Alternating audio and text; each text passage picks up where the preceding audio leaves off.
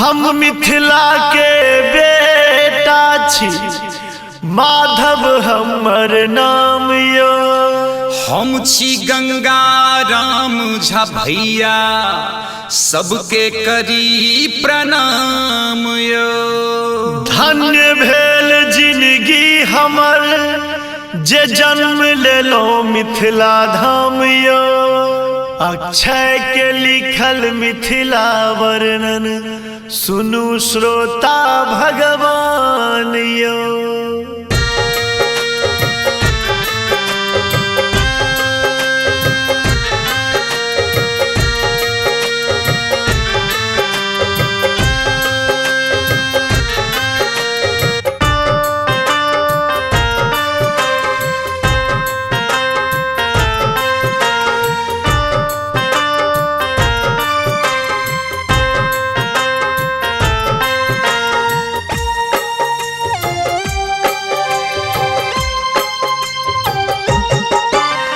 जय धरती पर सिया बहिन, आपहुन छथि श्री राम।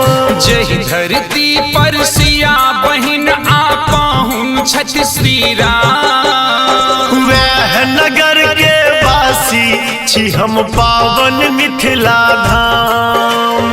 वह नगर के वासी छी हम, पावन मिथिला धाम। हमर पावन मिथिला धाम, हमर पावन मिथिला धाम।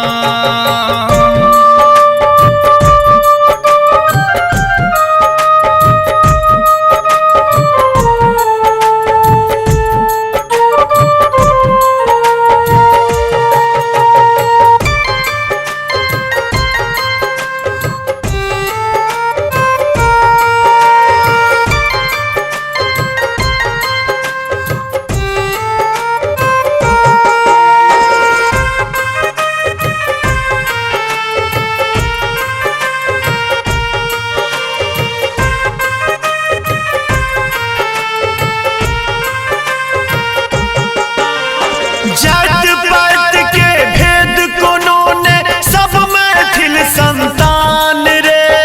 एखनो जाहिठा सुगा भोरे, पर है वेद पुराण रे। जात पात के भेद कोनो ने, सब मैथिल संतान रे। एखनो जाहिठा सुगा भोरे, पर है वेद पुराण।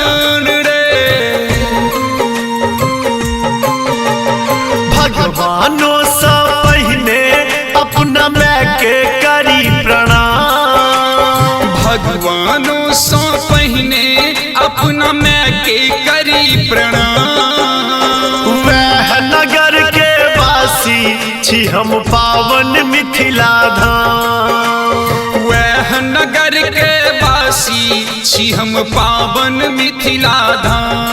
हमर पावन मिथिला धाम, हमर पावन मिथिला धाम।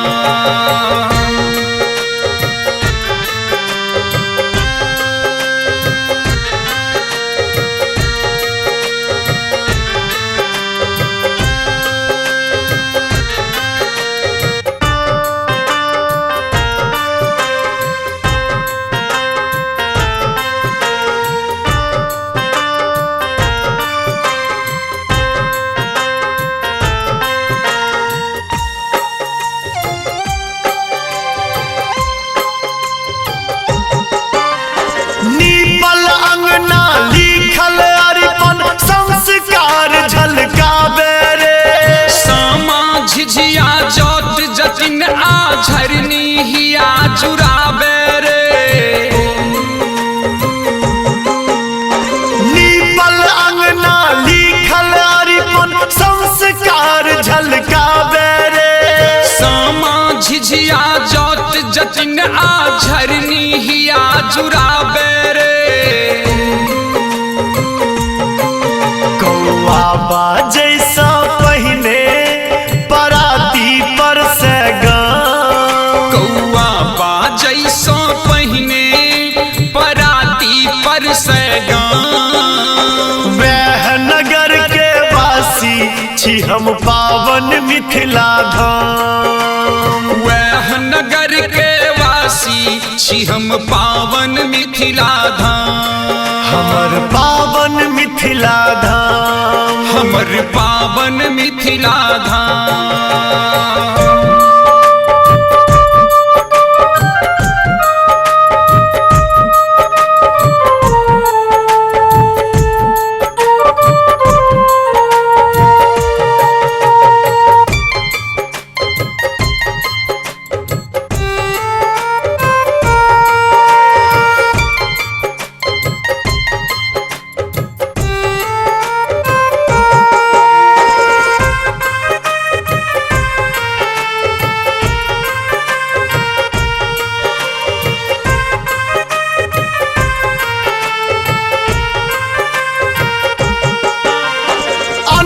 लक्ष्मी आइयो मीता कोठी कान्ह बिराजै रे।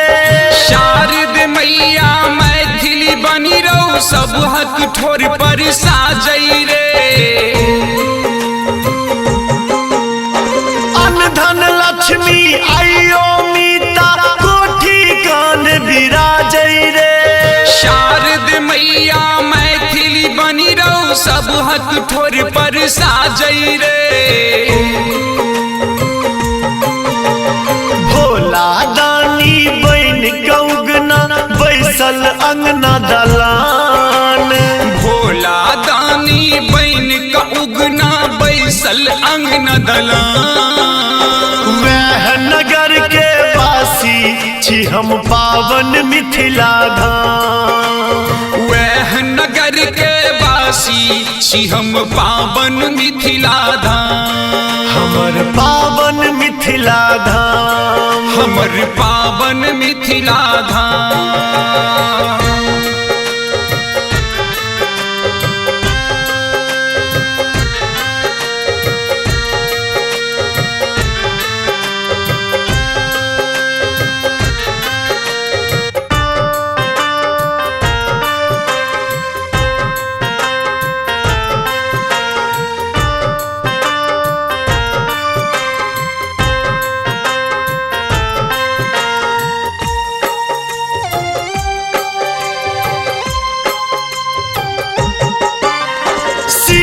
झुकौने धान लगै छै अनमन घोग में कनिया रे। आँचर हरियर बाध लगै छै पोखर मुस्की चौनिया रे। शीश झुकौने धान लगै छै अनमन घोग में कनिया रे। आँचर हरियर बाध लगै छै पोखर मुस्की चौनिया रे। नेहक आटी बोझ सभारल छै सब हक खरिहान। नेहक आटी बोझ सभारल छै सब हक खरिहान। वह नगर के वासी छी हम पावन मिथिला धाम। वह नगर के वासी छी हम पावन मिथिला धाम।